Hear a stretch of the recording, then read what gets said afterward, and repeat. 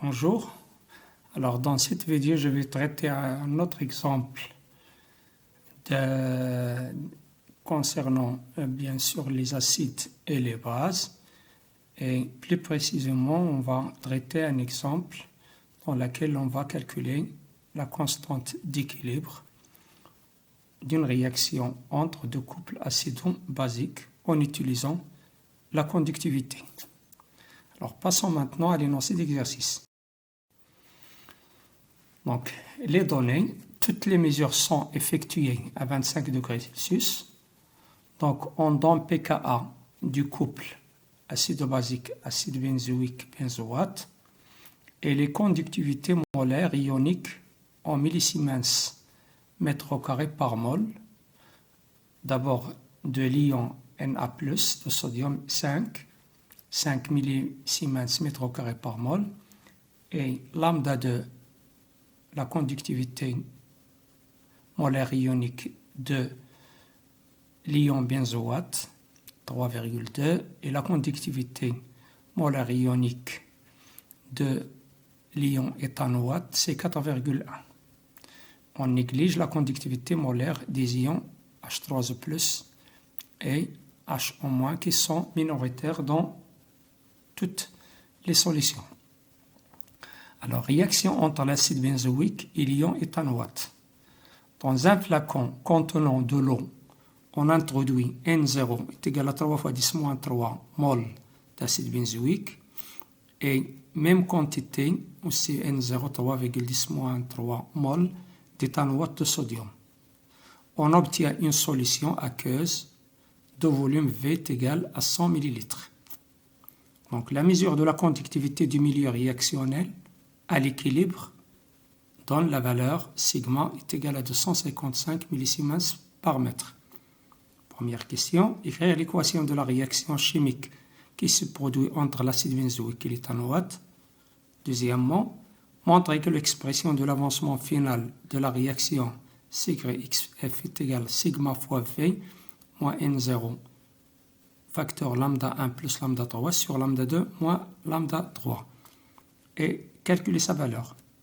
Enfin, trouver l'expression de la constante d'équilibre K associée à l'équation de la réaction en fonction de XF et N0 et calculer sa valeur. Et enfin, on déduire pKa2, constante d'équilibre d'acidité du couple CH3COH, CH3CO-. Alors, toujours comme toujours, je vous conseille de répondre aux questions avant de, bien sûr, de consulter la correction. Donc, l'énoncé, vous trouverez l'énoncé dans un lien que je vais laisser dans la description de la vidéo. Alors, commençons maintenant la correction. Donc, écrire la réaction chimique entre l'acide benzoïque et l'éthanoate. Alors, donc, dans ce cas-là, il s'agit de deux couples acido-basiques. Le premier couple, c'est le couple d'acide benzoïque, c'est C6H5COOH sur C6, la base, CO-. Et la deuxième, c'est l'acide éthanoïque, CH3, COOH, et sa base conjuguée, CH3, COO-. Alors, donc, on sait que lorsqu'il s'agit de deux couples acido-basiques, donc l'acide de l'un des deux couples réagira avec la base. Donc, ici, l'acide C, l'acide benzoïque, elle réagit avec sa base. Donc, pour donner bien sûr l'acide conjugué de l'éthanoate et la base conjuguée de l'acide benzoïque. Alors, donc la réaction, c'est entre l'acide benzoïque C6H5COOH plus l'éthanoate CH3COO-. Alors, on dit que, bien sûr, d'après Bronsted, donc l'acide benzoïque, elle libère un proton H+, donc cette proton sera capté par l'ion éthanoate. Donc, qu'est-ce qu'on aura donc? L'acide benzoïque sera transformé en sa base conjuguée C6H5COO-, et bien sûr, lorsque l'ion éthanoate capte H+, et se transforme en sa base conjuguée CH3COOH. Donc voilà la réaction. Maintenant, montrer que l'expression de l'avancement final de la réaction XF est égale et calculer sa valeur. Alors, donc, d'abord, ici, on a deux solutions. D'abord, ou bien, pardon, on a mélangé d'une part l'acide benzoïque. Donc, dans cet acide, il y a CH3, pardon, C6H5COOH et sa base conjuguée C6H5COO-. Et de l'autre côté, on a bien sûr l'éthanoate CH3, pardon, CH3 COO- et Na+, car ici, on a l'éthanoate de sodium. Lorsqu'on dissout l'éthanoate de sodium, ça veut dire CH3COO-Na.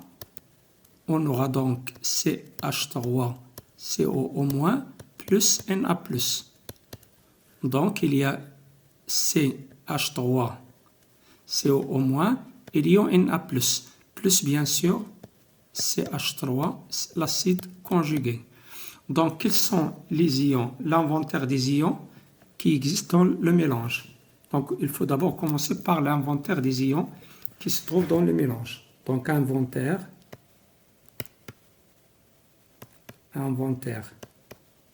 des ions présents dans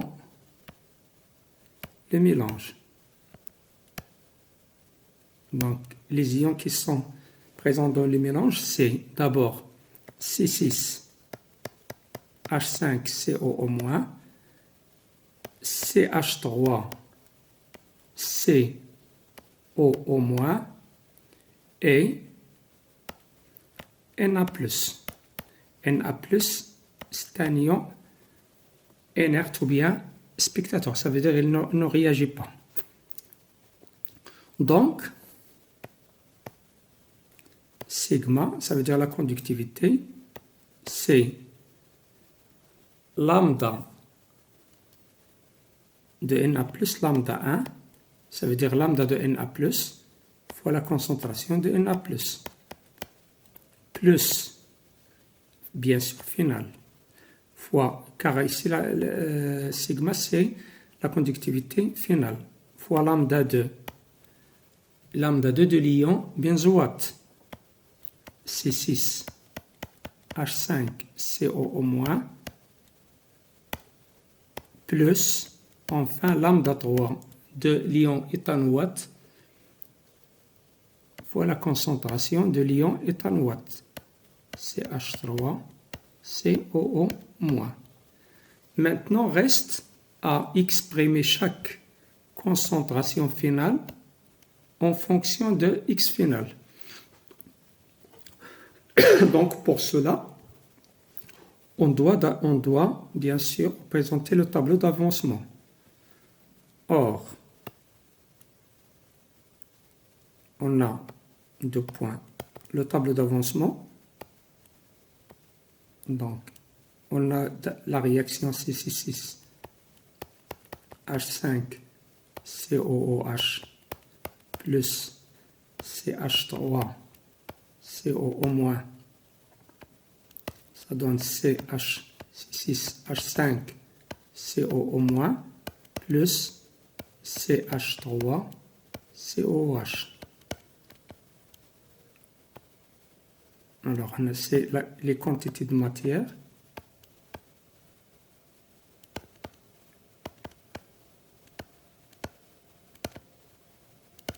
Au mol. Ici, c'est l'avancement X. Ici, c'est l'état. Alors, nous, ce qui nous intéresse, c'est l'état initial et l'état final. X est égal à 0, X final, état initial, c'est état final. Alors, l'état initial, la quantité de matière, c'est N0, qui est égal à 3 fois 10 la puissance moins 3. Même chose pour éthanoate. Pourquoi l'ion éthanoate, sa quantité de matière, c'est N0? Car d'après cette réaction, là voilà, donc vous constatez que ici on a mis N0, 0, 0. Donc à l'état final, on aura N0 moins X max, ici X max. Et puisque N0 moins X max c'est 0, ça veut dire que N0 est égal à X max. Donc ici c'est N0. N0, ça veut dire lorsque N0 de CH3 COO-NA se dissocie, il donne N0 de CH3COO- et N0 de Na+. Alors, retenez bien ça. Donc, la quantité de matière N0, c'est la quantité de matière de l'éthanoate de sodium. Mais une fois on dissout l'éthanoate de sodium dans l'eau, elle va donner la même quantité de matière, car ici on a les coefficients 1, 1. Elle va donner la même quantité de matière d'éthanoate et même quantité de matière de Na+. C'est pour cela que j'ai mis ici N0. Ici 0, ici 0. Alors ici N0 moins X final, N0 moins X final, ici X final, X final. Donc on voit bien que C6, la concentration de C6, ou bien CH3COO-, d'après le tableau d'avancement, c'est N0 moins X final, c'est la quantité de matière sur le volume. Le volume, c'est V. Et la concentration de l'ion benzoate, même chose, C6H5COO- est égal, la quantité de matière de l'ion benzoate, c'est X final. C'est X final sur V. Reste maintenant la concentration de Na+. Na+ n'a pas réagi. Donc, ça veut dire que sa quantité de matière initiale, c'est N0. Donc, à la fin, il reste N0. Donc, la concentration, c'est N0 sur V. Car Na+ n'a pas réagi. Bien sûr, c'est un ion spectateur. C'est les concentrations finales. Donc, revenons maintenant à notre équation, celle-là, ou bien notre relation. Donc, cette relation, on va l'appeler 1. Et ces deux relations, ou bien les concentrations des ions, on va appeler 2. Donc, d'après 1 et 2. Donc, d'après 1 et 2, donc on a sigma égale lambda 1. La concentration de Na+, c'est N0 sur V, plus lambda 2 fois la concentration de l'ion benzoate, donc c'est X final sur V, et enfin, plus lambda 3 fois la concentration de l'ion éthanoate, et la concentration de l'ion éthanoate, c'est, on a déjà trouvé cette expression de la concentration de l'éthanoate, c'est N0 moins X final sur V. N0 moins X final, le tout sur V. Reste maintenant, bien sûr, à factoriser, à développer ce produit et factoriser par x final. Donc on aura lambda 1 fois n0 sur V plus lambda 2 x final sur V plus lambda 3 n0 sur V moins lambda 3 x final sur V. Donc, qui est égal. Donc, lambda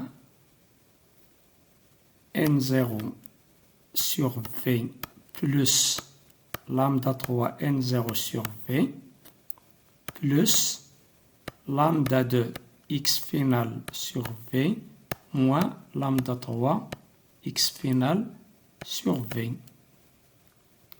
Donc, on factorise d'abord c'est V, tout sur V. On factorise ici par n0, n0, facteur de lambda 1 plus lambda 1 plus lambda 3. Alors, plus x final facteur de lambda 2 moins lambda 3.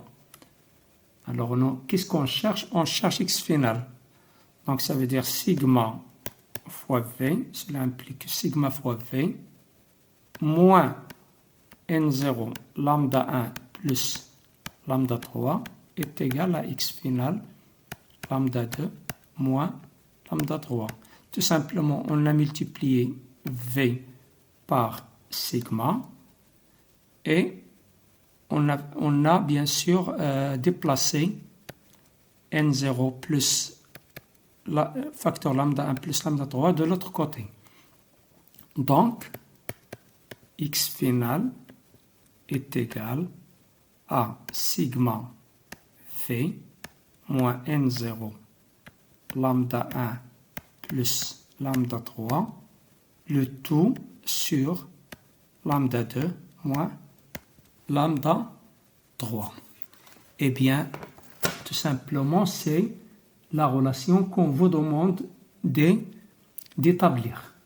Reste maintenant à calculer application numérique. Calculer x final. Alors, sigma. On vous a donné sigma. D'abord, sigma, la valeur de sigma, c'est 255 fois 10 moins 3. Ou bien millisiemens. Ou bien on va simplifier par le millisiemens. Donc, 255 millisiemens mètre moins 1 fois V. Le volume V, c'est combien? C'est 100. Donc, c'est 100 millilitres. Mais ici, faites attention, il faut donner le volume par l'unité mètre cube, car tout est exprimé en mètre cube. Donc, fois 10 moins 6. Bien. Moins 3 fois 10 à la puissance moins 3. Ici 5 plus 4,1. Alors, les unités de lambda sont données en millisiemens mètre au carré par mol. Donc, ici, le mol, on va simplifier par le mol. Donc, mol, ici, 3 mol fois mol moins 1. Donc, ici, on simplifie. Alors qu'ici, on a, donc comme s'il n'y a pas de mol, donc ici, ce terme-là, il est en, d'abord, sigma, il est en millisiemens par mètre. Donc ici, millisiemens par mètre. millisiemens par mètre, donc fois le mètre cube. Donc ça va donner 6 millisiemens mètre au carré. Millisiemens mètre au carré. Et même chose pour 5 plus 4,1. Donc le tout ça c'est le millisiemens fois mètre au carré. Alors maintenant en bas c'est lambda 2. Lambda 2 c'est 3,2 moins 4,1 le tout millisiemens. Donc sigma c'est en millisiemens mètre au carré par mol. Millisiemens mètre au carré par mol. Donc on simplifie par mètre au carré par millisiemens et le mol, on va bien sûr déplacer le mol en numérateur. Alors tout calcul fait, on trouve donc 2 fois 10 moins 3.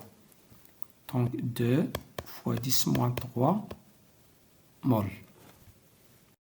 Donc passons maintenant à la question. Trouvez l'expression de la constante d'équilibre associée à l'équation de la réaction en fonction de xf et n0. Alors, donc, je vous rappelle la réaction.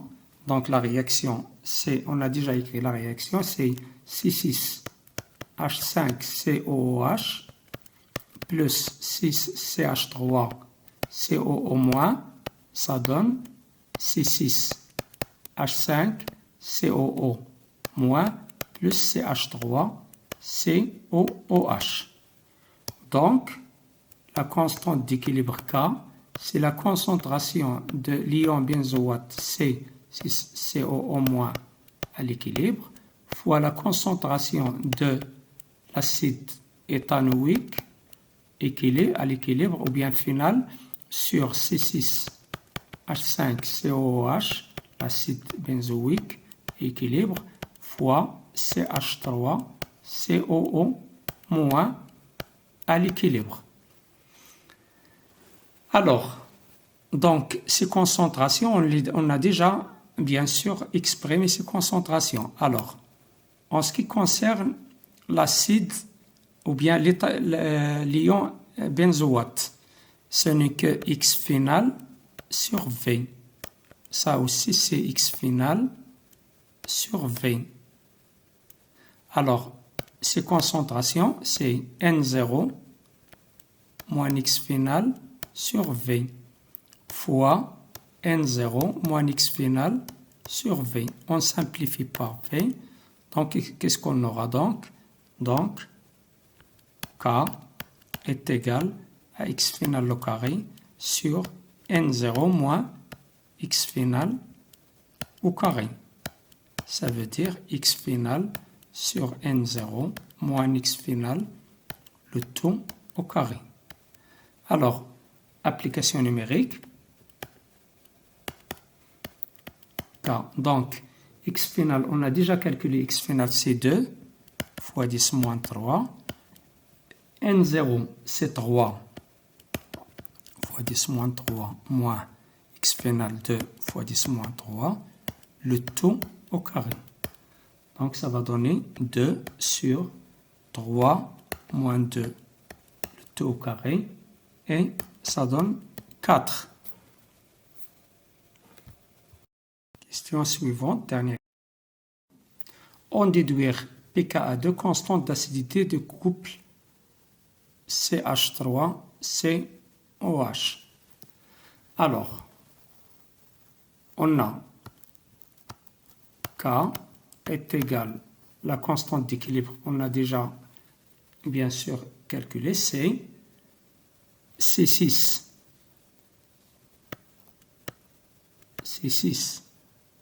H5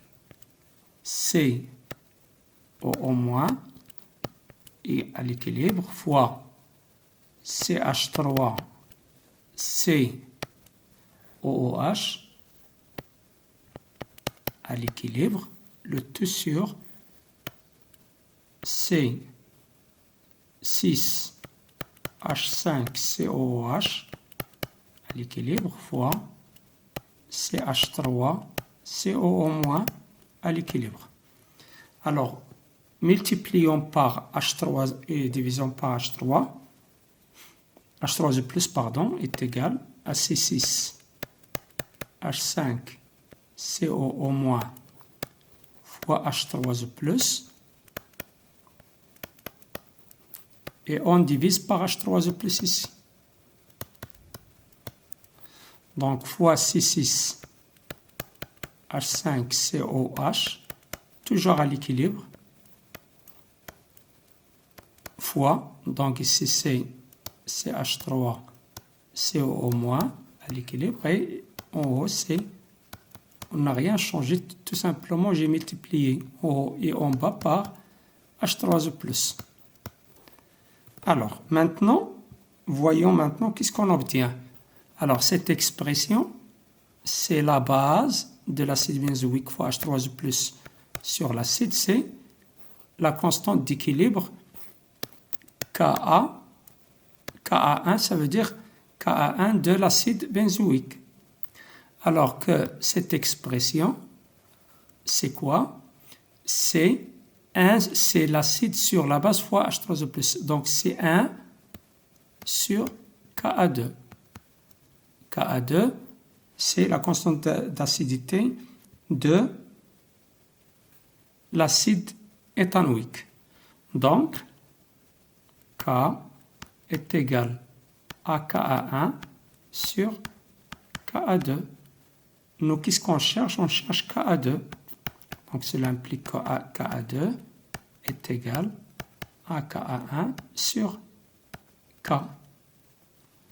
Alors, Ka1 est égal à combien Ka1?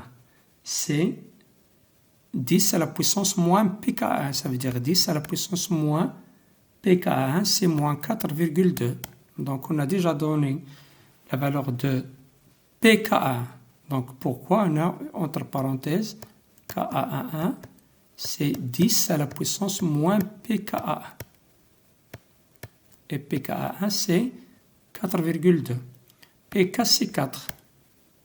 Alors, si on fait le calcul, on trouve donc à peu près 1,58 fois 10 moins 7. Moins 5, pardon. 10 à la puissance moins 5. D'où pKa2 est égal à moins log de Ka2. Ça veut dire moins log de 1,58 fois 10 moins 5. Donc, tout calcul fait, donc pKa2 est à peu près égal à 4,8. Merci.